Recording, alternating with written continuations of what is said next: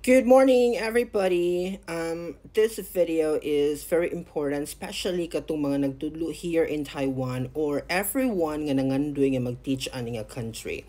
So, in this video, ako siyang i-discuss no kung unsa ka important ang atoang contract. Kay namo ko mga nabasa sa amo ang page, for example, nga murag ang uban bisag naa sa contract naka-reflect, murag bitag wa ta kahibalo. Now, akong i-justify, especially kaning pag-handle bitaw natong estudyante. Very careful kayo ta dapat ani kay ngano.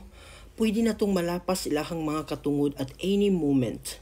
Nya very kumuingon tang kanang powerful ang mga students sa Philippines, maura gihapon here or for me mas powerful pagali sila.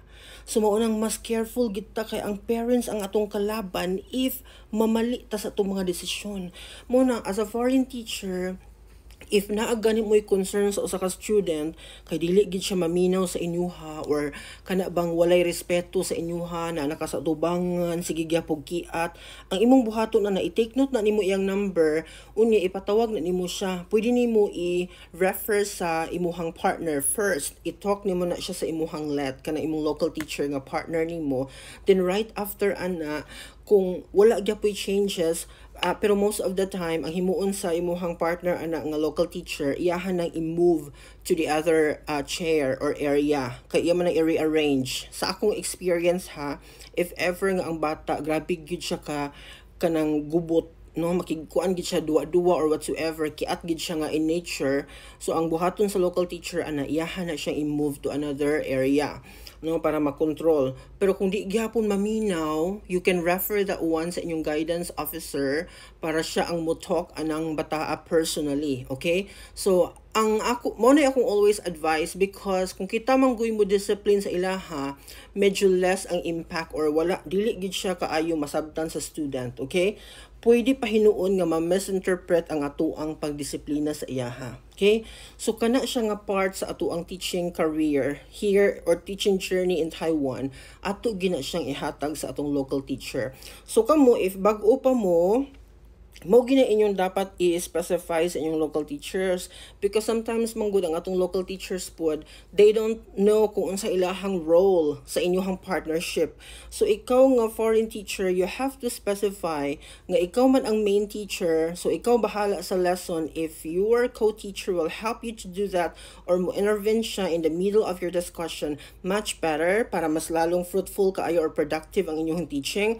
Pero if there are kanang mga local teachers nga dili pud sila ingon ana ganahan nga mo intervene siya sa imong klase, murag i-allow lang kanya nga ikaw lang ang mag-discuss the whole time, it's okay. Basta imo siyang i-remind nga ang iyang pinaka-role is iyahang i-discipline ang klase, ang kasaba, ang kagubot, unsa pa diha the crowd, mauna iyahang dapat i-monitor every time, okay? Dili kay magtanga-tanga lang po siya the whole time sa inyong discussion, magsigira po siya ingko dito mag cellphone, that's not good as well. Kay gibayran biya siya anang mga orasa nga nagpartner mo, di ba? So you really have to specify nga ang role ni local teacher is mo discipline siya sa mga bata. Mao gina iyang trabaho, actually mao gina iyang role ang tana. Pero namang uban nga dili pud sila aware sa ilahang trabaho, ana no. Careful kita kay ang ato mga words sometimes or ato mga action might against the culture or unsay natural nilang ma-experience or normal nilang ma-experience sa school. So basin unya og muhilak ang bata sa atong desisyon, no, or magunsa pa diha niya musulong ang ginikanan na mas lalo jud kang mahirapan hinuon, diba? So you really have to be careful kay foreigner ba ta, dayuhan ra ba ita sa ilahang bansa, no? Muna kung giingon nga kung moingon ta nga kanang powerful ang mga bata sa Philippines, makaingon jud ko karon nga all over the world da ini siya nga phenomena. kanang kani nga situation, no, kay all over the world ini siya nga situation, kanang ang mga bata is powerful gid siya or even the parents pwede ta nilang sulungon anytime they want. Kay it's also happening here in Taiwan, kanang powerful gid ang mga bata. if they don't like, for example, labi nagma-justify nila na butata jud ka, munang ikaw as a foreign teacher, kailangan basahon gini mo imong contract, kailangan aware gyud ka sa imong mga responsibilities, imong mga rights and privileges didtuan nakabutang man na tanan. You follow and i-observe gyud nimo every time. Lantawon gyud mo kung hala kani akong nahimo, nakalapas na ba ni sa contract nga akong gipermahan. Kay very important yung kaayo nga aware ta sa tanan. Okay, in connection to this na ay nagpost yesterday nga lagi dako iyahang salary kay kanang murag kumbaga wala siya nalantaw kay sa iyang school, so gi-credit ang iyahang experience sa private institutions sa Philippines nga naka-state mo na sa contract unta na nga only public schools and selected private institutions in the Philippines ang credited ana when it comes to seniority in teaching sa pagsulod nimo here in Taiwan, ana, no?